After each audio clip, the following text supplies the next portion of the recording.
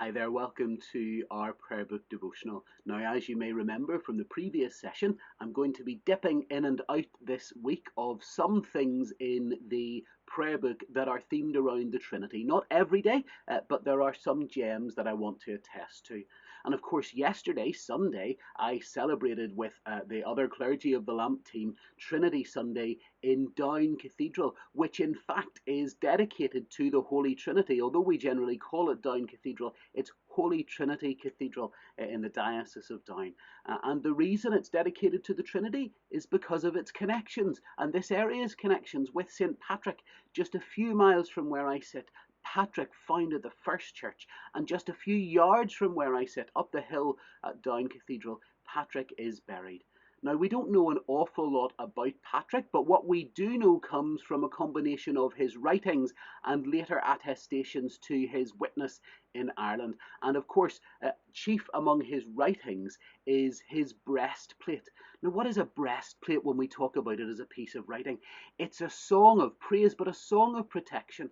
And the tradition says that Patrick and his followers, his supporters, were passing through hostile territory where the local chieftain was out to kill him. And they walked right through or right past the enemy camp, singing this breastplate. And all the enemy saw was a herd of deer. They were divinely protected.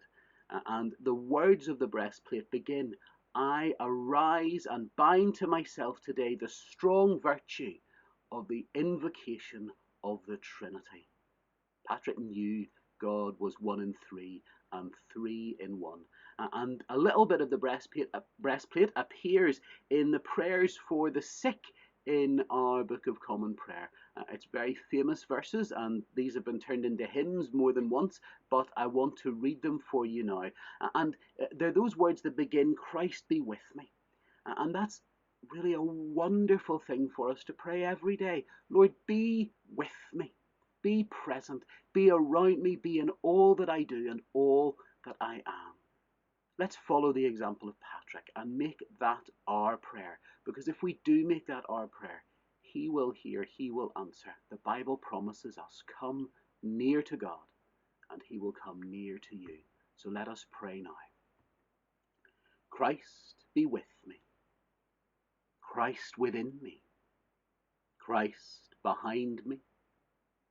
Christ before me, Christ beside me, Christ to win me, Christ to comfort and restore me, Christ beneath me, Christ above me, Christ in quiet, Christ in danger, Christ in hearts of all that love me, Christ in mouth of friend and stranger.